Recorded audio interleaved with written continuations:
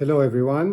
We're still in holiday mode here, so I figured I'd take one video with a tree in the background to kind of make the point. We're having some Barolo today.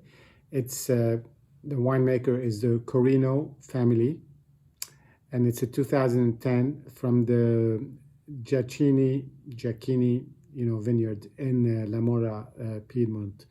The Corino family started making Barolo, in the mid 80s. Before that, they've been in the region for a long time, but they were more sharecroppers and farmers, if you want. They started their first Barolo crew in the mid 80s, and Giachini is one of their big vineyards. It's in La Mora, which is at the heart of the Barolo area. It's one of those amphitheater-shaped vineyards, so you have different exposures depending on which way you're looking. Hilly, well drained, this sort of calcary, soil. Very typical Barolo. They still kept the name of the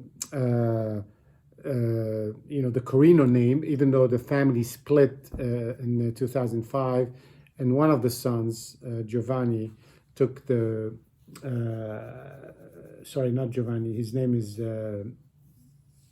Giuliano took over the winemaking, but it's still the same estates, the same wine. Anyway, 2010 was a great Barolo year.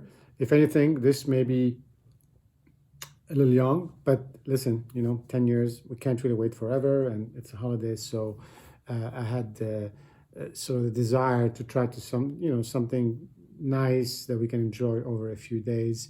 And so here we are. Looking at the coloring. The coloring is kind of interesting for an older Barolo. I would have expected it to be lighter. So this is very interesting because it's pretty dark. It's still got that deep red, even though it's got a nice orange rim around it. This is a high alcohol wine, 15.5%. And so not your, not necessarily your very light, Barolo. And it's you'd expect it to be a little bit more powerful because of the alcohol, because of the color, and because it still has that life in it. On the nose, it's got a little bit of that cooked fruit, I call it, like maybe stewed fruit, or whatever you want to call it. So it's stronger, a little bit more on the sweet side on the nose, getting into the sort of the high alcohol side of things. But definitely the cherry, a little bit of the orange peel, kind of like a nice, Pinot Noir in a way, which we all know, of course, everybody says that the Nebbiolo and Pinot Noir are pretty close in character.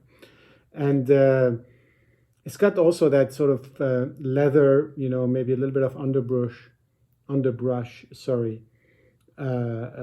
note to it. It's really very appealing, but in a serious way, not in a kind of light-hearted kind of way. Let's just give it some air.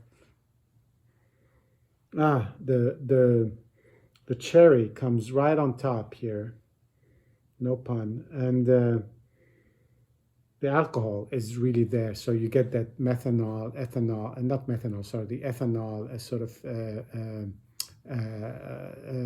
nose. Let's just.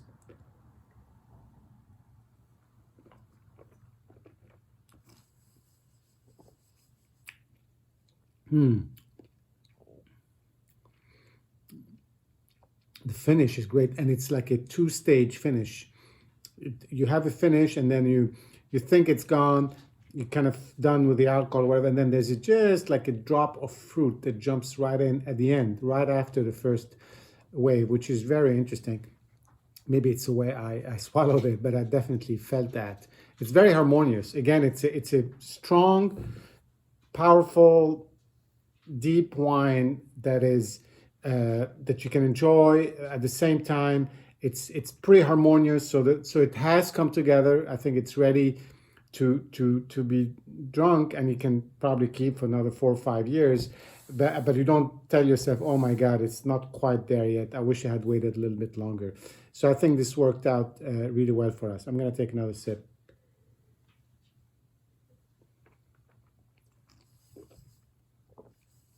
Really, the finish is really, I think, the best here about what happens in your mouth. And it's really just very nice to have. We're going to continue to enjoy it this weekend.